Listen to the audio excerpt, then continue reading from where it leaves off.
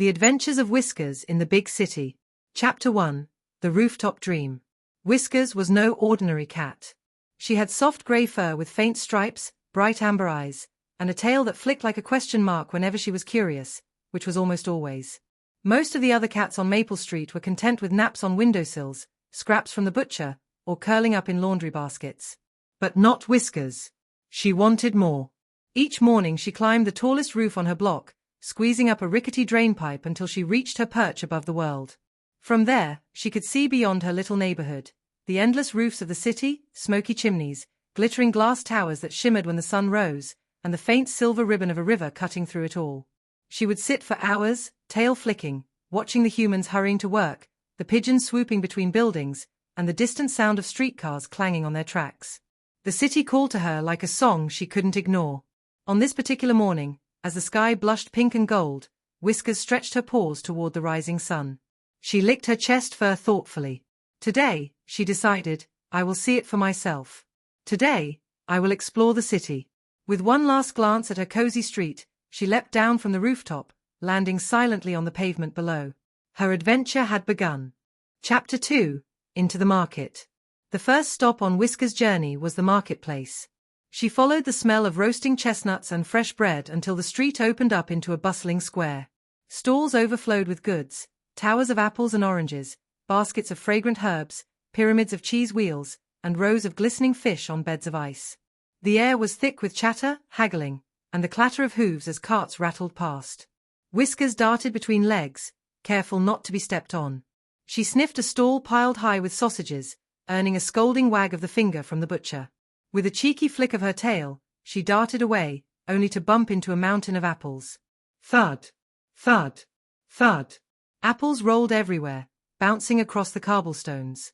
Shoppers gasped, and the vendor cried out in dismay. Whiskers froze for only a heartbeat before leaping onto a stack of crates, escaping the chaos below.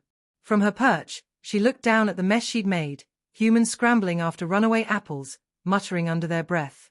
Whiskers tilted her head, Whiskers twitching with amusement. Ah, poor thing must be hungry, said a warm voice. Whiskers turned. A plump baker, smelling of flour and cinnamon, crouched nearby with a smile. He tore off a piece of warm bread and placed it gently on the edge of his stall. Carefully, Whiskers patted over, sniffed, then nibbled the offering. It was soft and buttery, delicious in a way she had never tasted before. She purred, rubbing her head briefly against the baker's sleeve before darting off again, tail high. The market was exciting, but Whiskers knew there was more to see. As she trotted toward the sound of music drifting from the plaza, her amber eyes gleamed with anticipation. The city was just beginning to reveal its secrets. Chapter 3. The Music of the Plaza. The further Whiskers padded from the market, the stronger the sound became, strings strumming, voices laughing, and hands clapping to a steady rhythm. Curiosity pricked her ears forward, and she followed the melody down a narrow lane until it opened into a sunlit plaza. There, a man with a weathered guitar sat on a stone bench, playing a lively tune. His case lay open before him, already dotted with shining coins. Around him, people tapped their feet, some even twirled in small dances, their laughter ringing through the square. Whiskers froze in wonder. She had heard music before, neighbors humming as they hung laundry, children singing nursery rhymes, but this was different. It was wild and full of joy, like a heartbeat for the whole plaza. Without thinking, she trotted straight to the musician and settled herself proudly at his side. The crowd gasped and then chuckled. Look at that, someone cried. She wants to join in. The guitarist looked down, surprised, then grinned. Well now, he said warmly, giving his strings a playful strum. Seems I've got myself a partner. At his words, the crowd cheered. Whiskers flicked her tail and sat taller, eyes half closed in royal satisfaction. Each time the music picked up, she swished her tail or tapped her paw in time. The people adored it.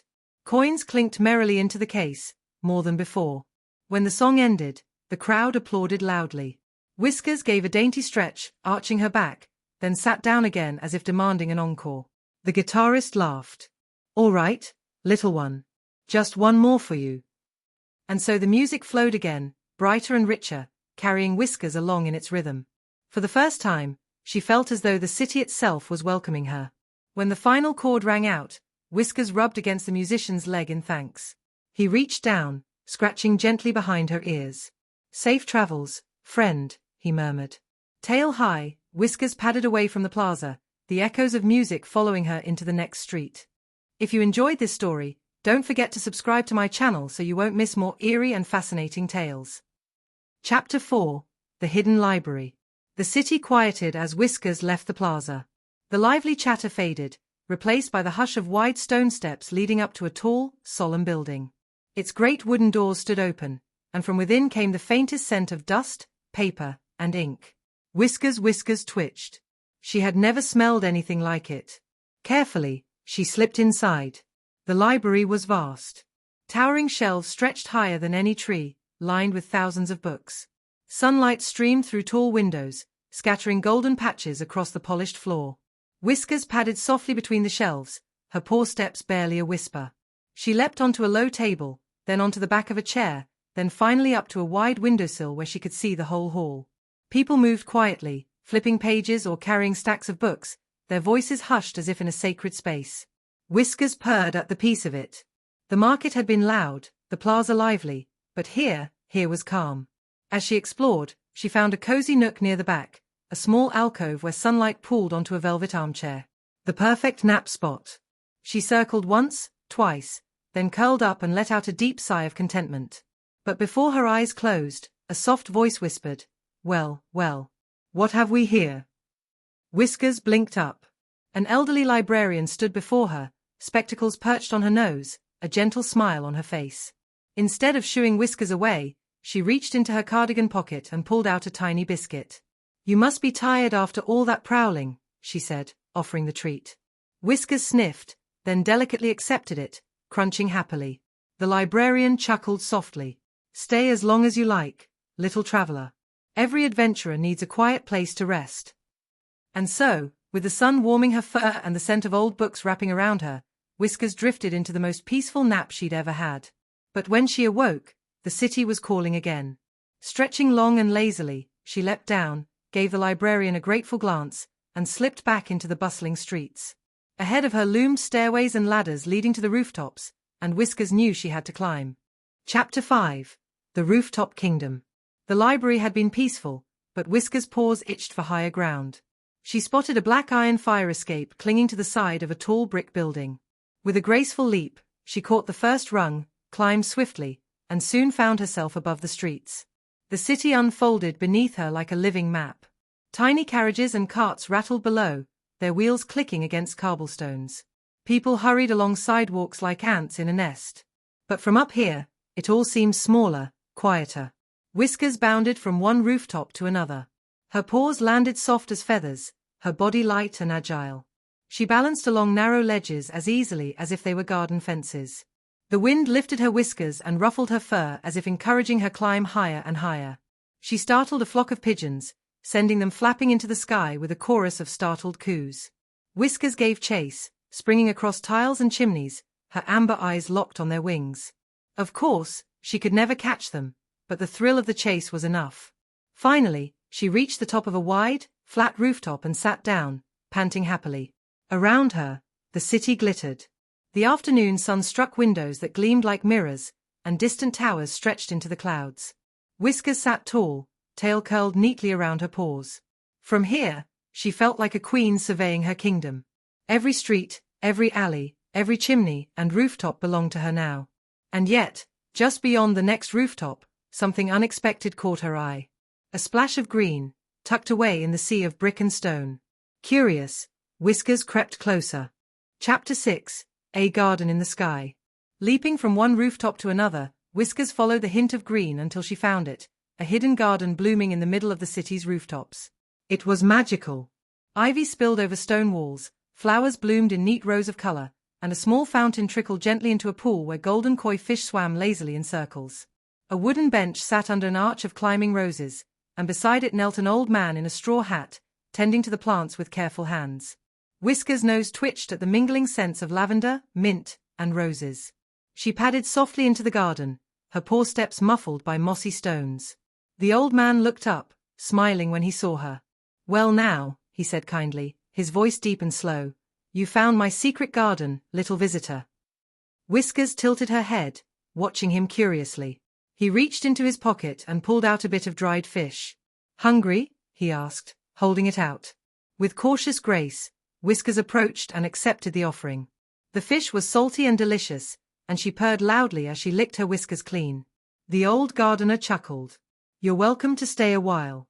Not many come up here, it's a quiet place, just for me and the plants." And so Whiskers did stay.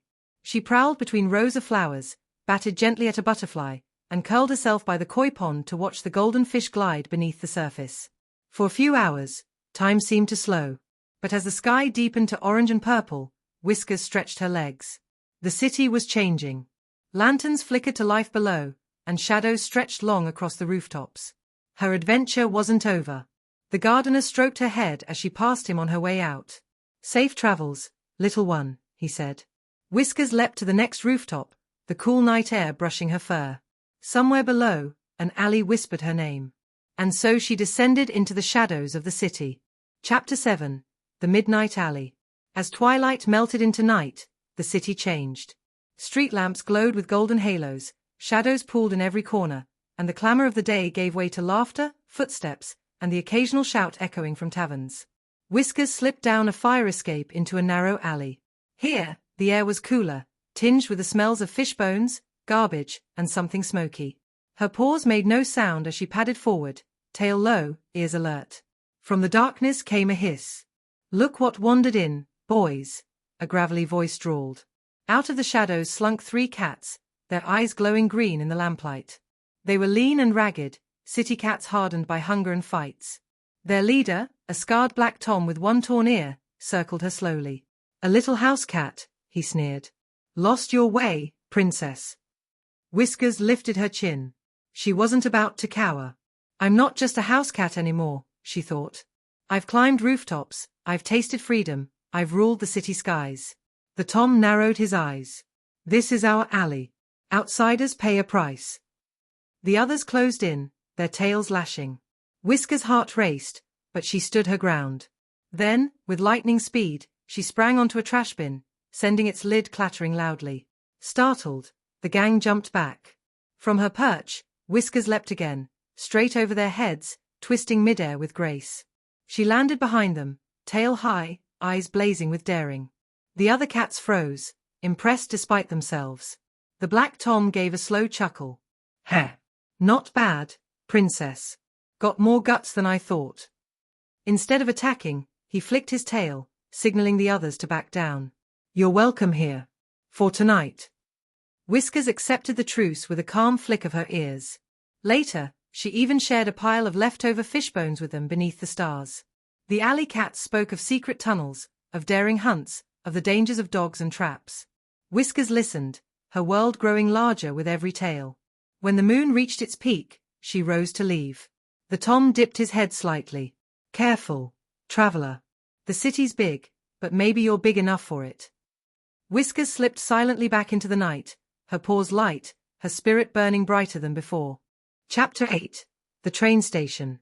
Whiskers followed a new sound now, the distant shriek of whistles, the clatter of wheels on rails, the hiss of steam. It led her to the grand train station at the edge of the city, a place alive even at night. The building loomed tall and full of light, its glass roof shining like a jewel. Inside, it pulsed with motion, people rushing with bags, children clutching toys, conductors calling out destinations as trains roared and hissed. Whiskers slipped inside unnoticed, weaving through the crowd. The polished marble floor reflected her small form as she padded along, ears twitching at the overwhelming noise. She stopped before one of the trains, a massive iron beast, its headlight glowing like a single golden eye. Steam curled around its wheels as if the machine itself breathed. Whiskers' fur prickled. It was powerful, strange, and thrilling all at once. "Now, what's this?" a kind voice said. Whiskers turned. A conductor in a navy blue uniform knelt down, his lantern casting a warm glow. He smiled, reaching into his pocket and pulling out half a sandwich. "Hungry, traveler?"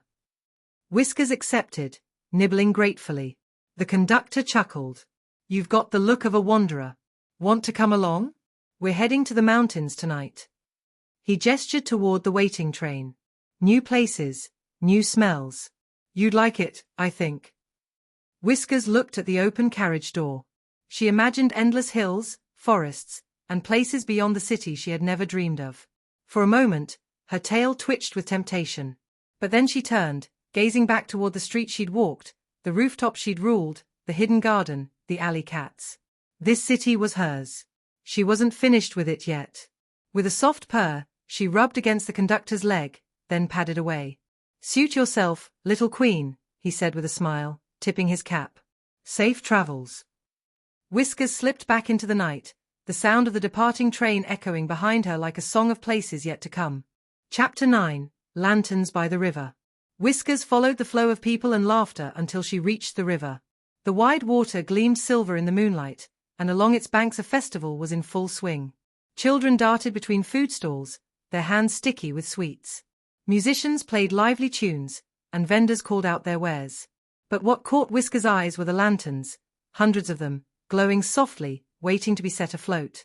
Each family lit a paper lantern, whispered a wish, and set it upon the river. Slowly, the lanterns drifted away, their reflections shimmering across the dark surface. Higher above, other lanterns floated into the sky, rising gently like little stars being born. Whiskers wove between legs and feet, curious and delighted. A group of children spotted her and squealed with joy. "Look! A kitty!" one cried, kneeling down with sticky fingers. Whiskers allowed herself to be petted, tail curling around their ankles. She batted playfully at the string of a paper lantern, earning a giggle. For a brief moment, she became part of their celebration, a guest of honor at their festival. When the children set their lantern free, Whiskers watched intently as it bobbed onto the water, its glow floating away into the night. She sat at the edge of the riverbank, eyes wide, as the sky and water filled with light. For Whiskers, the lanterns felt like promises that the city still held wonders beyond her imagining. The cool breeze ruffled her fur, carrying the scent of river water and sweet pastries. She purred softly, her heart full. Chapter 10: Home Under the Stars. At last, when the festival quieted and the lanterns became distant specks in the night sky, Whiskers turned her paws toward home. She padded through familiar streets now glowing under the lamps. Past the market stalls, long since closed. Past the plaza where only echoes of music lingered. Past the library, its windows dark. Finally, she climbed the drainpipe back to her own rooftop. The tiles were warm from the day's sun, and the city stretched out before her, glittering, endless, alive. Whiskers sat tall, tail curled around her paws, and gazed across her new kingdom. She thought of the baker, the guitarist, the librarian, the gardener, the alley cats, the conductor, and the children at the river. Each had given her a piece of the city to keep in her heart. She curled into a soft ball and began to purr. Above her, the stars sparkled like lanterns drifting into the sky. The city was hers now. And tomorrow, it would have new secrets to share. With that thought, Whiskers closed her eyes, drifting into dreams of rooftops yet to climb, alleys yet to prowl, and adventures waiting just beyond the sunrise.